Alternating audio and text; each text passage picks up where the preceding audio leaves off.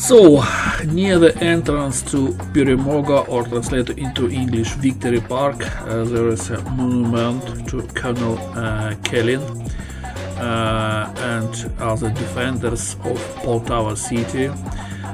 Near this place here used to be a wall of Poltava fortress in the beginning of 18th century, before the Poltava battle between Swedish and Russian army. Yeah, and this monument was erected in 1999 in the honor of 200 years anniversary of Poltava battle. Yeah.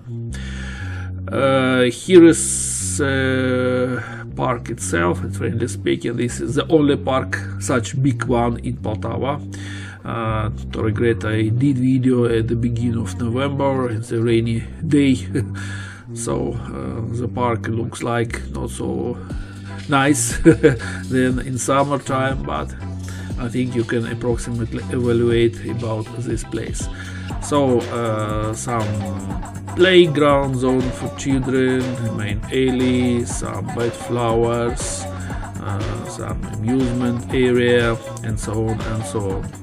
A little bit further you will see a ravine, big ravine, and 300 years ago near this ravine there was a defensive wall of Poltava fortress, and Swedish army tried to attack the city, yes, but they failed. Yeah. Some fountain, I think it works in summertime, not in autumn time. Yeah, this is big ravine, and Swedish army here tried to attack Poltava city, but they failed.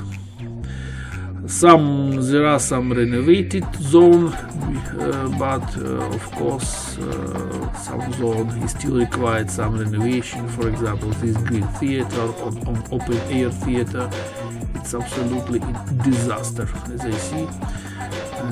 I hope local authority will repair this place.